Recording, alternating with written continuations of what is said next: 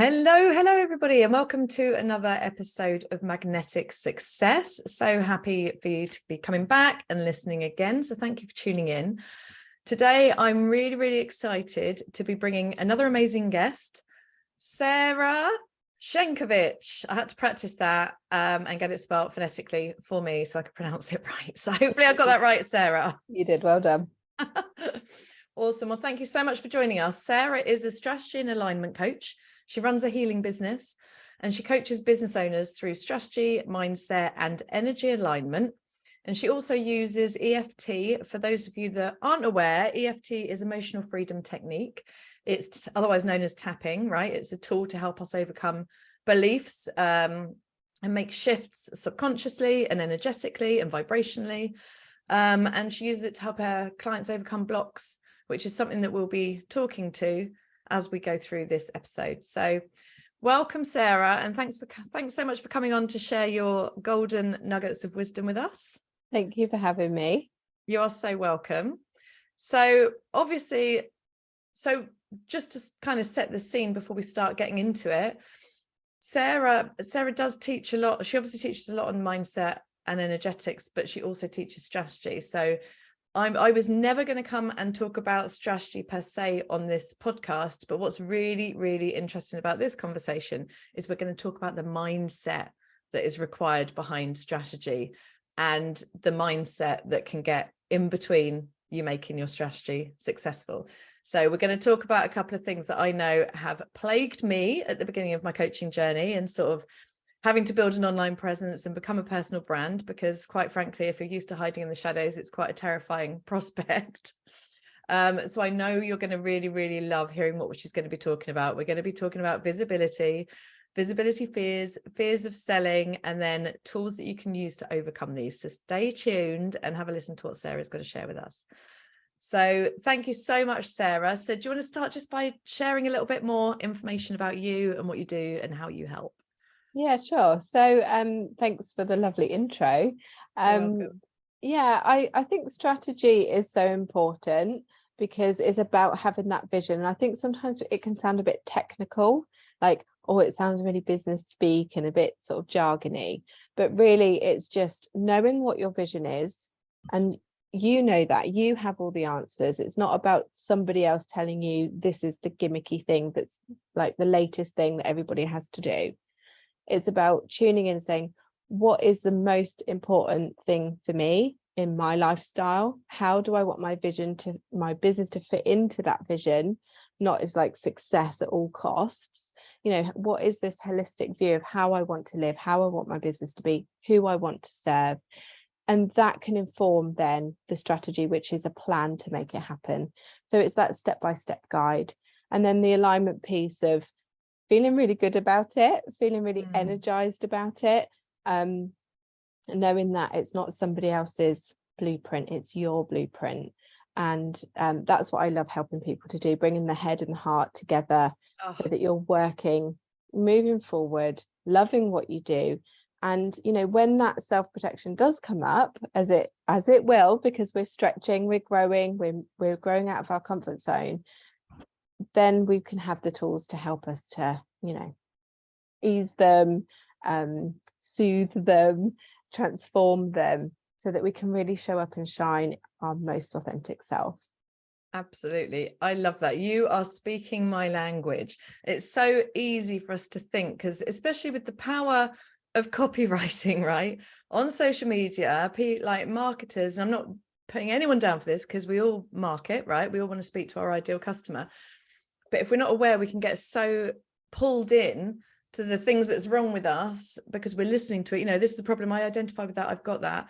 This is the solution that you need. And if you don't use this, you won't get success. And if we are allowing our subconscious to be completely open to that, like think advertising, think politicians, like they very mindfully use words, the power of suggestion, the power of language, right?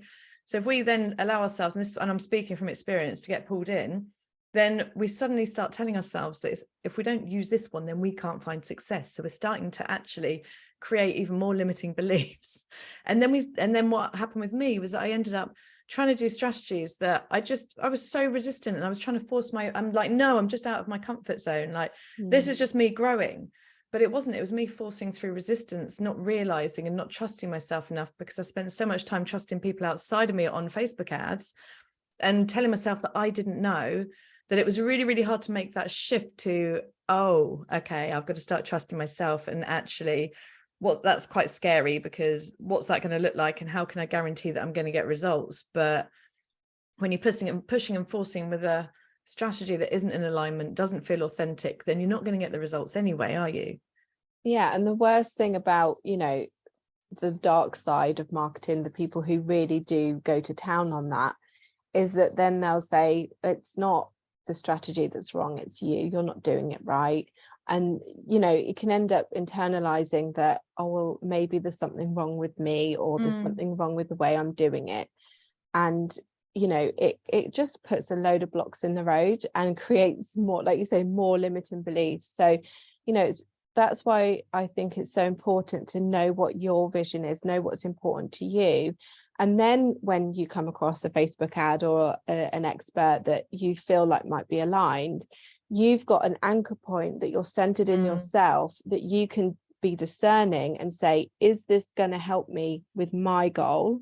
Or am I just giving my power away to somebody who's telling me what my goal should be?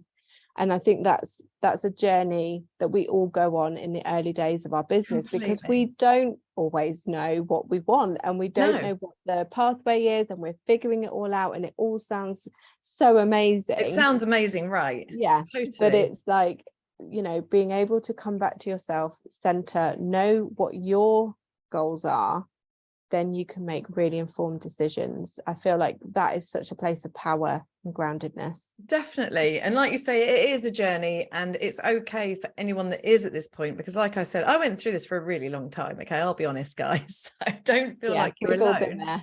Yeah. It's just, this episode is to really help guide you. If you do feel like you're there, then we'll help give you some direction as to moving forward. But it is a process to also discover your natural talents and realize what you've got, because we're so often the last people to tell ourselves what we're good at, or even recognize it in ourselves. Like, we have friends saying, you're so amazing at this, and you're like, what? I can't see that. And so part of this is just like, that inner work to elevate our own self-worth and actually see us for who we really are, so that we can build that trust, right? Know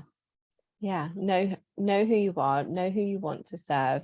And I always talk about like the experimental phase at the beginning. Like, it's okay to try a few different things. Like, we don't always know the strategy straight off the bat, and even when you do, it's still evolving. So it's okay to experiment, try a few different things. But if you're getting to that point where you're just trying lots of things and not giving it long enough, and just going around in circles, that's a really good place to kind of stop experimenting, pick one thing and run with it. But I think that there is definitely a time to just figure things out, try a few things. Like, do I like this strategy? I'm going to give it a go. Do I like doing it this way? Is this working for me? Does this align with my natural talents? And if it does, keep doing it, tweak it to your own style. And if it doesn't, it's okay to drop it. And I think that's the other thing, is it like, when you can feel like, I've put so much time into this, or I've put so much investment or money, and it has to work, or else, that can be a very dangerous place as well, because we kind of ignore that part that says, seriously, no, it's time to stop. We go and try and make it work, and that can lead to burnout in the end, because we're forcing things, we're pushing against our own natural self. Yeah. And I love what you've just been talking about, because it's so important to just be okay getting it wrong, because we're going to get it wrong more often than we're going to get it right. And that's okay. It's part of the journey. It's what it's supposed to be like. It doesn't mean anything about us. So if we remove that meaning and stop calling ourselves a failure because something didn't work, and stop incorporating that within our identity and our own beliefs about ourselves, and we can just be open to the possibility of it. Maybe it's going to work, maybe it's not, maybe it's 50-50, who knows?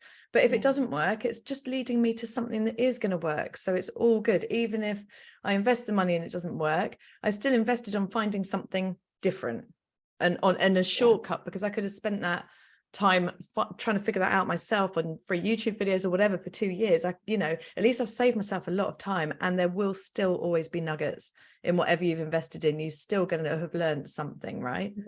100%. And I think not internalize it, being quite, and I think because we tend to be in our industry sensitive, and we feel really deeply. One of the things that really helped me early on was to have that distance. Like, my business has its own entity and I have my own entity, and trying to sort of keep a bit of that professional distance, that boundary, so that it's not like I'm a failure, because oh my God, the weight of that so heavy. Right. And if you can just say, okay, I'm going to try a few things, this works, this doesn't work, and be really objective. And that's where that, being more strategic can help, being the CEO of your business. It's a bit more in that queen archetype. It's a bit more sort of not as emotionally attached to the outcome. You can be a bit more discerning about what meaning you want to make to that story.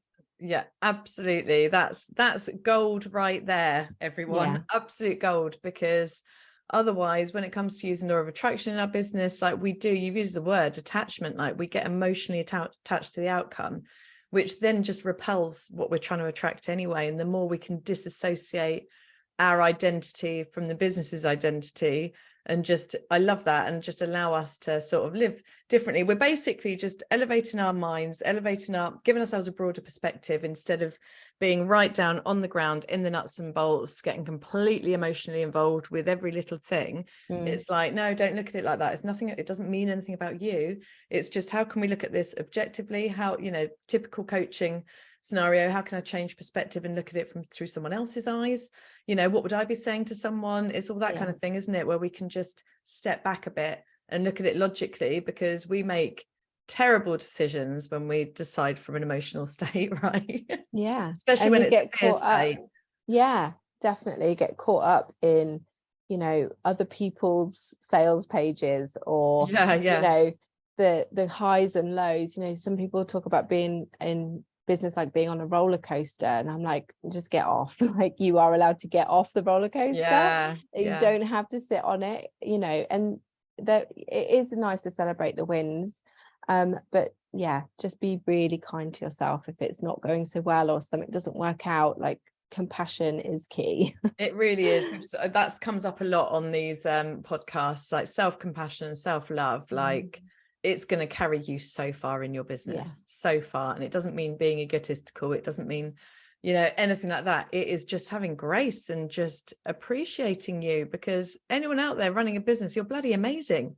Like, you're facing so many fears, so many doubts, so many uncertainties, and you're willing to go and do it. And so many of the people listening to this are likely to be soul-led, that, heart-led, like wanting to make an impact in the world. So, like, you're all absolutely amazing. So keep going. Absolutely. So let's talk about visibility fears then, because I know this will be resonating with a lot of people. So what have you got to talk, what can you say to this? Like, what advice have you got, or what's underlying it? What causes it? What can we do to overcome it? So some people just don't like to be visible. And I think, there are ways to build your business without having to do all that stuff.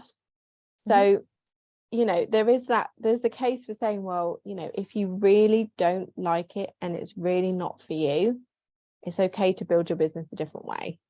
But for those of you who feel called to do it, feel really like pulled, but also a bit scared, that's quite an exciting place, because it's like, listen to that calling, and it's not about you, it's about your audience. It's about who's listening. So first of all, I think the key is connection.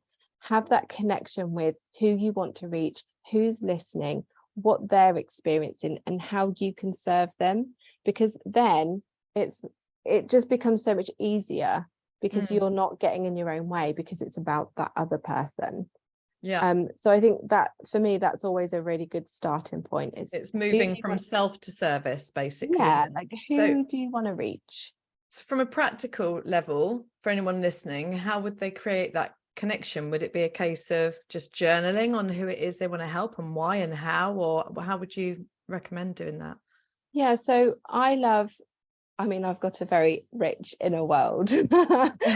My dream space is a wonderful place to go. So I always encourage people to, connect energetically, in your imagination, whether that's through meditation or just daydreaming. Some people like to do that with writing. Some people like to just go off and have an adventure in their mind. But connect with that as a real person. So it might be that you've got some clients that you've loved working with, that really you just light up, thinking about it. Maybe you've got some people in a Facebook group that you belong to who are really struggling, and you can use their stories as what you would advise for them, or how you'd reach them. So I always think, even when you're imagining, make it real. So find a way to make that connection feel really real. Does that answer the question? Does that help? Yeah, completely. And it really comes down to what you prefer to do. Like you said, you can journal, you can go into your imagination, meditate, visualize, like whatever your way of sort of that inner connection is, whatever feels right to you. Because again, we can get in our heads about, but I don't know how to do it, and how do I do it perfectly? And it is about letting go. All of this is about just letting go of that bit by bit by bit by bit, and just turning inside and just allowing something to come through. Because often when we just sit and allow, something comes through, right, without the pressure of doing it right. And we all know, like everyone that started this business, like, how you want to help, who you want to help. So all it is really just getting, just creating a deeper connection with that ideal, I suppose, isn't it? Yeah. And knowing, like you say, you've started this journey. You may have done some training, or you may have read a book, or you may have had an experience that has changed your life, and you want to share that with someone.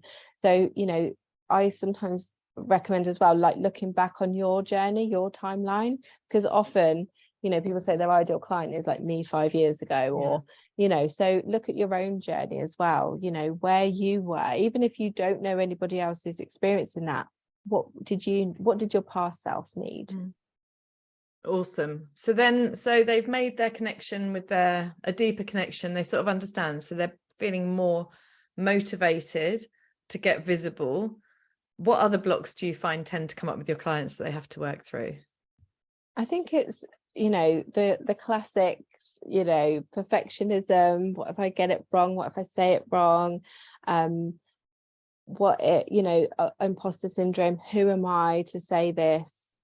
I'm not an expert yet. I'm just at the beginning of my journey. I haven't got it all figured out. My life's not perfect. So I've had all of these, guys. I've had all of these. So it's again, it's that compassion with yourself, even if you're a couple of steps ahead than where or your past self was. Like, you have been on a journey, and sometimes we can minimize that, and we can say, oh well, I'm not enough yet. You are absolutely enough right now, and you don't need to know everything. But your stories matter, your experiences matter. And having, I love with the imposter syndrome one, it's like the questions, who are you to do that?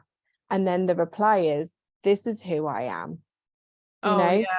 Writing it down, like, I have overcome this, or I have got this qualification, or I've done this, or I know this, like, write it all down so you can see it, and balance up that view of yourself, and remind yourself who you are. And that's how you activate that confidence, that courage. And it is a bit scary, and I've had situations before where I've totally fluffed it. Like, the cringe is real. Like, it's okay.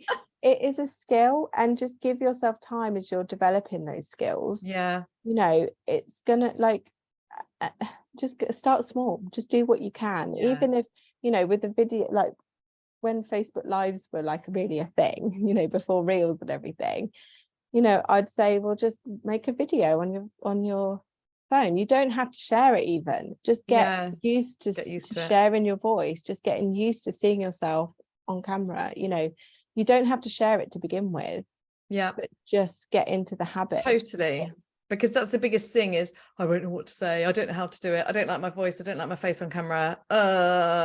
It's like, no, they're just fears that are trying to hold you back. So you basically come up with the 3-step process so far, which is connect deep, have a deeper connection with your ideal client, like really get to understand what you're doing this for and how you want to help them and where they're at, then have a look at you and remind yourself of why you are the perfect.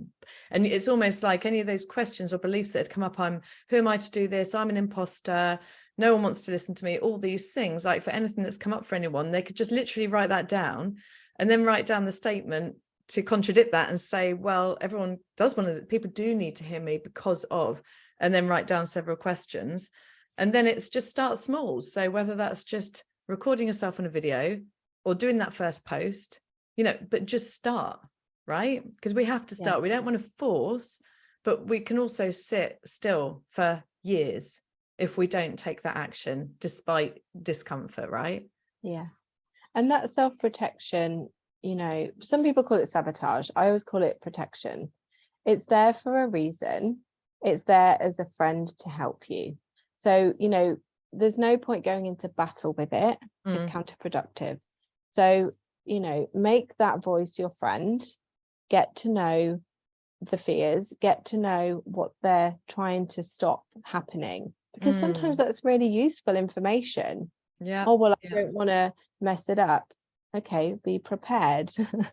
Oh, I don't want, oh, what if this happens? Well, what can you do to make that not happen? Or what will you do if it did happen? So then you've resourced, And then also with any fears, like there's different questions you can answer, but one of them is like, what is the worst case scenario? Because so often the worst case scenario wouldn't even touch us. Yeah. But it's just built into such a big fear in our mind, right? Yeah. And when we actually can break it down, it's like, oh my God, I'm going to be okay. Like it's okay. Yeah. And what's the best case scenario? Yes. Yeah, absolutely. Allow your imagination to go on that thought train as well. Totally. I love you calling it self-protection and not self-sabotage. So many people resonate with self-sabotage. It's what I use too. But I really like that because this voice is coming from the ego, from the inner child, right? So it's all coming from fears. It's all coming, our fear is to protect us. It's our brain trying to keep us safe. But there's a little girl inside us I have got female entrepreneurs listening. I don't know if there's any guys, so maybe a little boy as well. But there is that little version of us inside that just wants to stay safe, and she gets louder and louder and louder the more we ignore her. Or like you say, if we start trying to battle with it, then we're just going head to head and it just gets more intense and it doesn't help us resolve it. So if we can get curious, be compassionate and listen to that voice and say, again, journaling, I suppose, what is it you're trying to tell me? I love that. Yeah. And I love Elizabeth Gilbert's Big Magic. That book was a real kind of turning point for me in terms of my creative expression. And she always says that fear is going to come along for the ride. It's part of us. It's who, it's part of our makeup, but it's not going to sit in the driver's seat. It's sitting in the back. It can't hold the map and it doesn't get to decide where we're going, but it's going to come along and, it does keep us safe. That's its job and it does it really well. And just keep it in the back. We're just going to keep going. So know your place. Oh, that is awesome. I love that. Thank you. I think this is really helpful so far. I'm sure this is helping a lot of people. So let's talk about selling then. So many people, again, have a fear of selling, feels sleazy, feels icky, feels like you're pushing yourself or forcing yourself on someone, forgetting that, again, if we move from self to service again, actually we've got something that can definitely help people. That's why we've started this business. We want to help people. Like what we have as a gift, like just because we're accepting money for it, it doesn't make it wrong. So selling is just really communicating how we can be of service to them and help them solve their problem, right? Yeah. And that, for me, selling is about a win-win. Yeah. And when you've got that balance of, I have something that can help you, I'm looking to buy something to help me, let's have fun, like let's make magic happen, like that is a win-win. When we have all of this stuff in our industry about like, I'm just gonna manipulate you and I'm just gonna, disempower you and take from you, and you're not going to be happy at the end of it, and like we've had these experiences, or I'm going to buy something, I'm going to regret it, and it's not quite right for me because I didn't really know what I wanted. Like there's all this kind of imbalance. Yeah. And of course, we don't want to do any of that, but we think selling is that.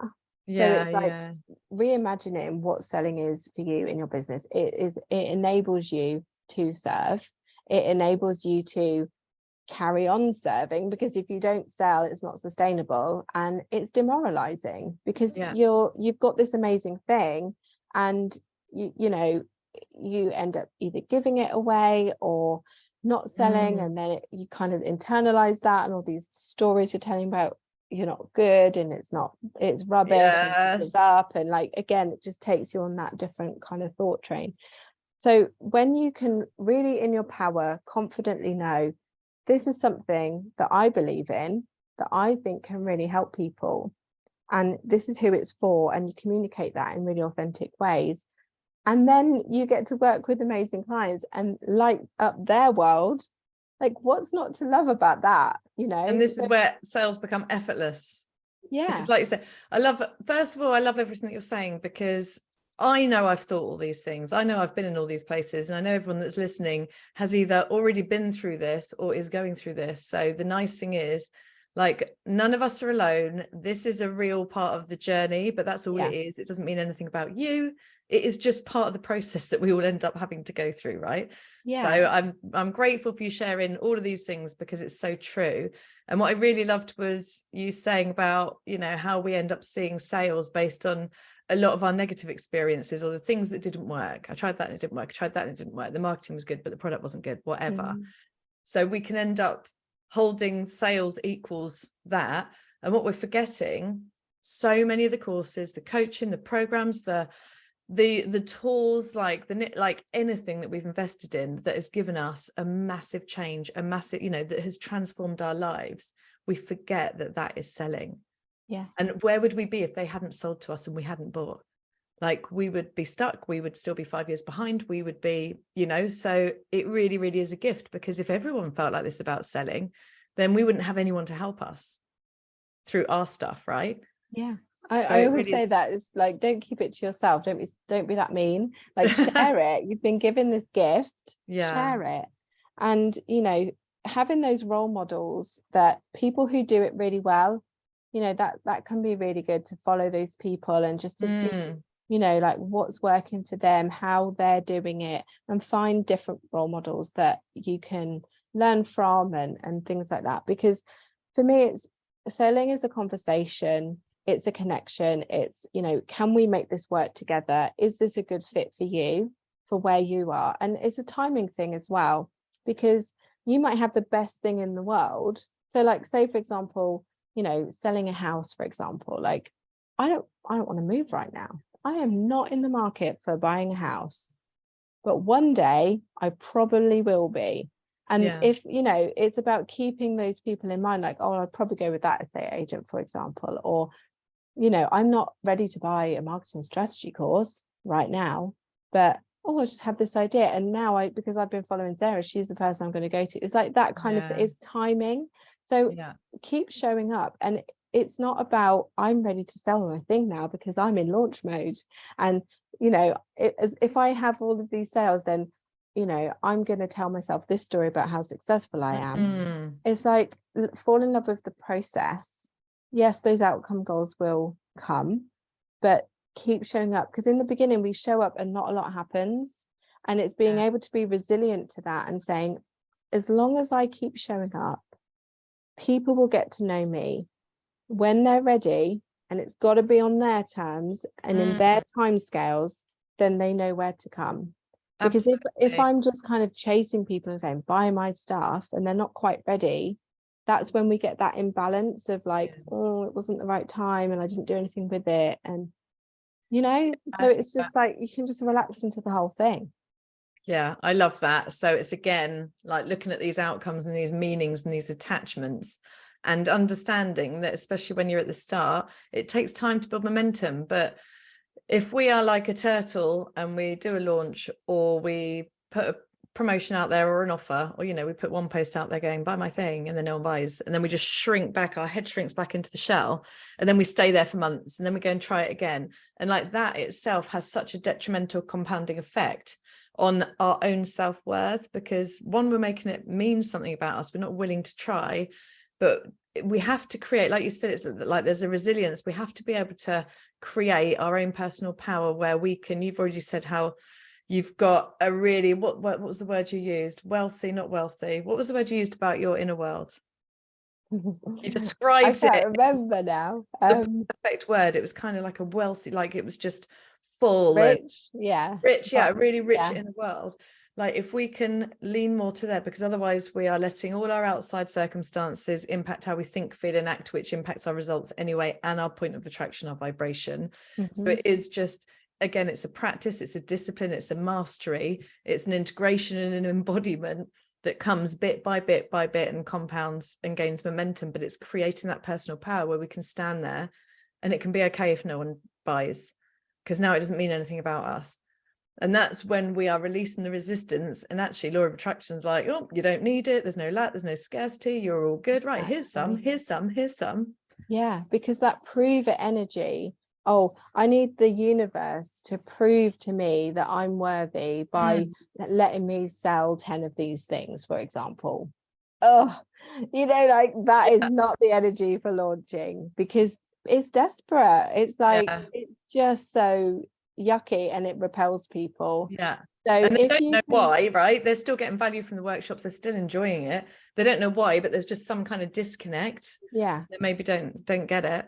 So if you can be relaxed and enjoy what you're doing, be energized by it, letting go of the outcome, that is a key law of attraction component, isn't it? Letting go. Ask, believe, let go. Hardest thing it's ever been for me is the let go part. Like, control freak. It's like, this has been my biggest journey and lesson. But that's the flow. That's the trust. That's when it can all start coming back. And again, it comes down to what we've already talked about, which is going inside and building that inner value in yourself. Because if you create that inner value through rewiring your beliefs, through having creating an identity shift internally, seeing your value, creating more confidence, doing all this work inside, then you don't need the universe to prove it by giving you don't need any proof of anything, because you can see it in yourself, and that then magnetizes people to you. It makes you radiant, it makes you magnetic, it makes you shine, it makes people want to know what you've got. So it is all about, this is how our internal world creates our external world. Like, we have to go in and create from within, otherwise we just end up reacting and responding to everything that's happening, it feels like, to us, right? We feel like victims of our own life, and it's not easy. And I'm not saying this, I know there's a lot of people that will feel like this right now. And I go through these phases too. I go through these phases and then I suddenly call myself out and I'm like, oh my goodness, I've done it again. Right. No, inside, create, not react. Right. Yeah, I know. I recently saw this job advertised, and it was like this red herring, like every now and again, like just showing these, like, this is what you could have, and it's just like, no.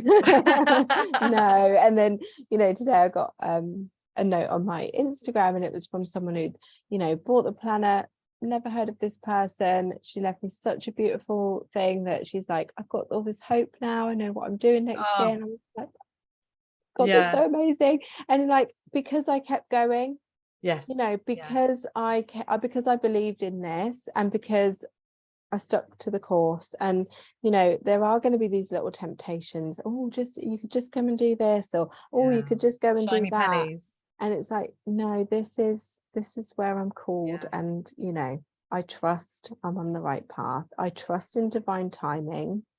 And the good thing is, when we first start out, our audience is going to be smaller, and the opportunities, it allows us to develop those skills in a way that even if we do mess up, not that many people will see it. So it's true. Okay. It's so true. It's all building us and preparing us for what's to come, right? We have to be able to handle it, the level of success that we want when it comes. And it's these trials and tribulations and challenges that we get on the way. These are our lessons. These are our opportunity for growth.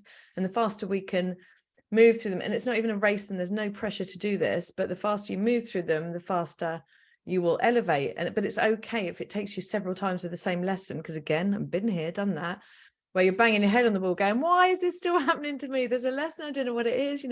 Like it gets better and better, and you start recognizing things more and more. And this whole, everything that's going on wherever you're at right now is happening for a reason. There's a benefit to it, there's a lesson, it's teaching you something, you're growing through it, and you'll just get better and better. And the beautiful thing of following what your soul's calling you to do is, this is for life now. So Does it need to be happening by next month? You know, if this is a life's work, and what can come back to you is infinite in terms of impact, income, health, wealth, abundance, joy, and what you're spreading to the world. Like, does it have to happen tomorrow? Or can it be an enjoyable and fulfilling and rich journey on the way, right? Yeah. And I think there's that quick wins, you know, like in our industry, it's like, oh, it has to be fast. Oh, I did this in 1 year. And, you know, and personally, my nervous system isn't geared up for that speed, but I'm not limiting it by saying people can't do that. Like, you choose your pace. Yeah. And it can take as little or as long as you want, but as long as you're enjoying it and relaxed along the way. Totally. Otherwise we just end up making ourselves miserable. Again, something else I did. I've done it all, guys. I've done it all. I've been everywhere. Yeah. So like what we're saying is do it your way. Yeah, absolutely. And without judgment, without blame, without shame, and just be okay knowing that there is no straight line to success. No one knows how to get there. I've literally just been talking about that on another podcast. Steve Jobs says you can only join the dots looking back. So stop trying to plan it all out and know the exact steps to get to your how, because he didn't know, Richard Branson didn't know, Bill Gates didn't know. None of them knew until they got there and they could look back and go, it worked out like this. Yeah. Because they leave room for miracles and surprises and magic and intuition and being led and being guided and synchronicities, right? So it doesn't matter that you don't know the how, just trust in what you're feeling, trust that you're following your soul's calling, and that you're just being led more by your intuition than your logical, analytical, rational, fear-driven mind. Yeah, it takes a lot of trust, doesn't it? You know, and I often say like process. Productivity looks different for creative people. You know, for us, meditating on connecting with your ideal client looks just like you're laying down. Society tells you when you're laying down, you're lazy. Yeah. So it's like it's giving permission to work in a different way. It doesn't, you know, productivity doesn't always look like I'm sitting at my desk for 8 hours hammering away on the keyboard.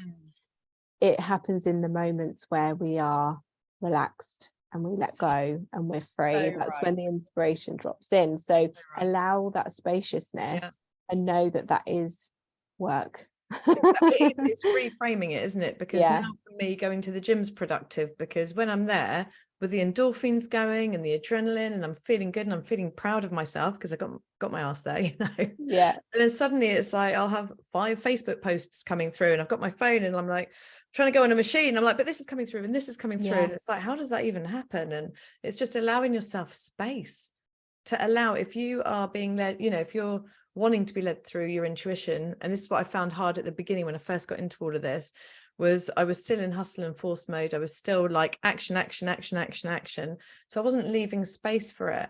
And it did lead to burnout, but I wasn't leaving space to actually receive the ideas that would make it easier, that would make it better. The creativity. I did get inspiration, but I didn't leave enough room. So it's almost like allowing yourself space. Just to do nothing is sometimes the most productive thing you can do that week, because you've just got a brainstorm of an idea or a massive solution to a challenge that's been going on forever. Yeah. And that's part of the letting go, isn't it? Yeah. And then the magic can happen. Totally.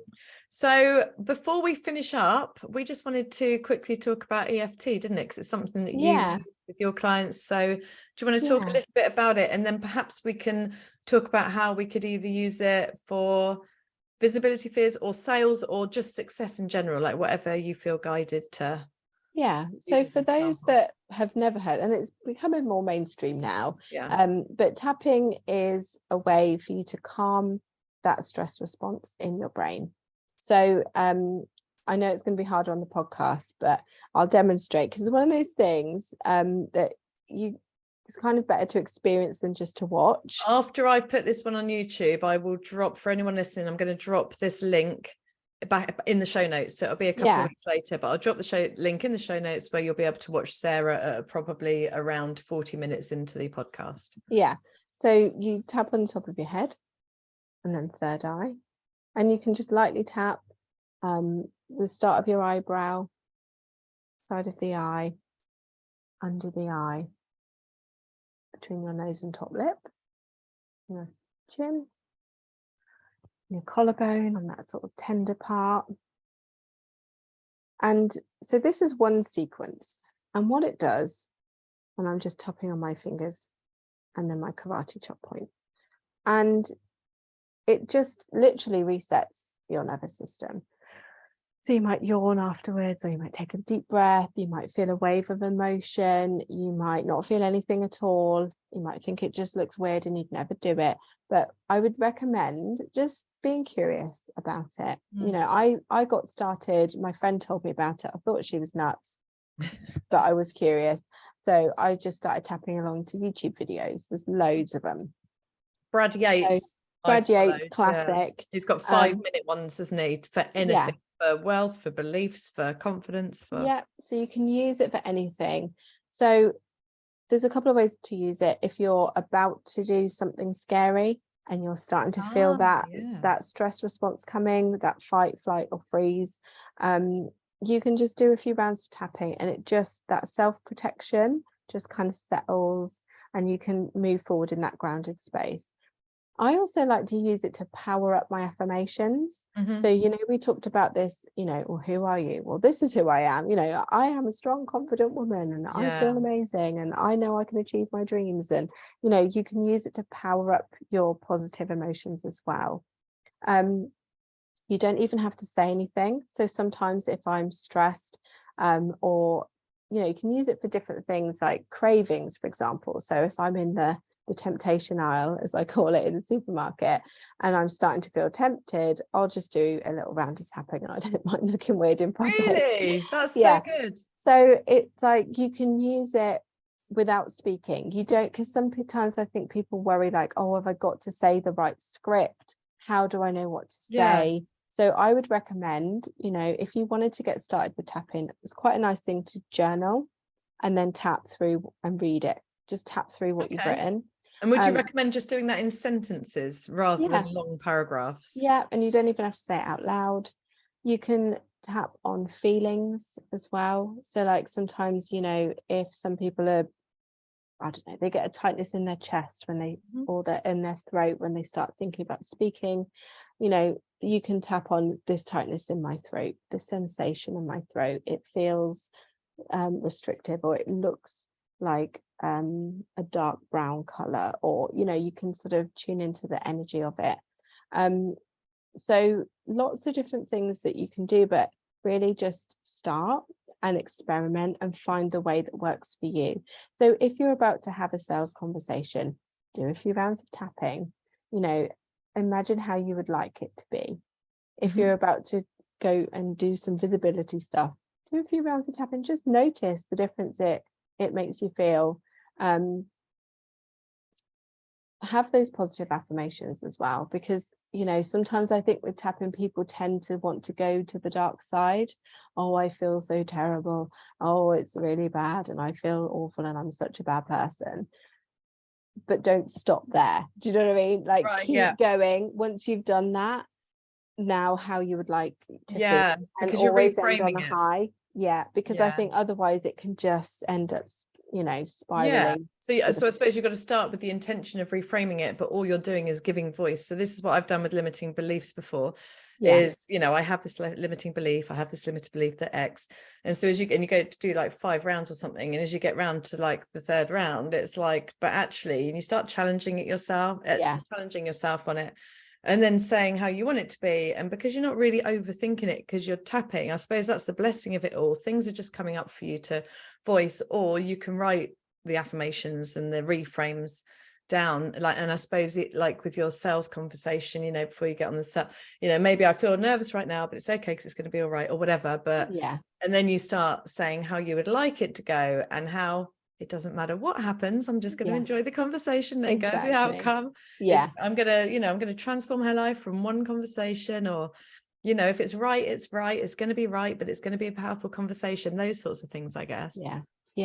And I think it's focusing on what's empowering, focus on how you'd like it to be as well. And if there's stuff that comes up, you know, find a practitioner, because, you know, it can be really deep as well. So, you know, for me, there were certain parts of my story that I felt I was avoiding, or I didn't want to go there. So it's totally okay to find some support with that, because it can really shift powerfully. It's a really powerful tool. Amazing. Oh, that's so good. And I can vouch for it as well. You do feel differently, unless when I've used it when I've been down in the depths of negativity or an emotional spiral, then it hasn't necessarily helped me then. But I think you need to know when to use it. But it's certainly something that if you're starting to notice something, or you start feeling that anxiety or fear, or as a daily practice to overcome beliefs and fear, like it just shifts you like immediately, just after a few minutes of doing it, doesn't it? You just feel different. It's amazing. It's very energizing. And I noticed when I first started sort of tapping along to YouTube videos, I felt like a complete wally, and I was like, this doesn't work, I don't really know what it's all about.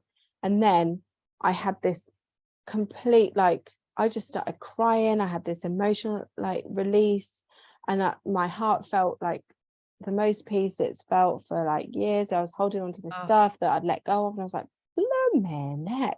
So I became a practitioner, because I was like, there's something in this. So it's okay to be skeptical, it's okay to not understand, but just be curious, follow that curiosity. If you want to learn more, there's plenty of resources out there. And I love that. So what you're just explaining is, like, we have so many suppressed emotions, suppressed memories, suppressed.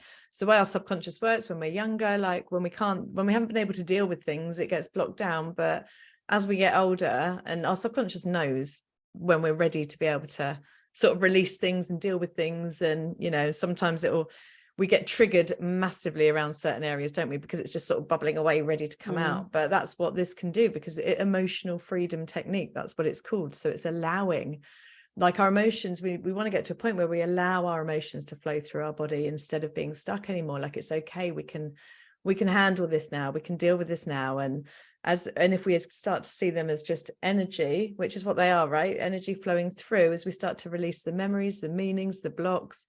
And again, it's a journey, a lifelong journey, right? But that's what's so powerful about it, is that it does start to release some of this. So and it's always at your fingertips. That's what I love about it. It's not complicated. You can always do it wherever you are. So awesome. Well, thank you so much. What I'll do, if you're happy for me to do so, I can share that. You sent me a YouTube link, didn't you? I'll pop that in the show notes, because that's an even better demonstration, isn't it, where you just walk through it. So I'll make sure that's in the show notes so people can come and see you do that. So thank you so much. I've loved this conversation. We've covered so much, but it's all the fundamentals, like behind the marketing, behind the sales, behind the strategy. It's like so many important things. So I'm really grateful for you spending the time with us. Thanks for having me. You're so welcome. I do have one last question. So this is something I ask everyone. This show is called Magnetic Success. Obviously, success is different to every single person. So I would love to know, what does success mean to you?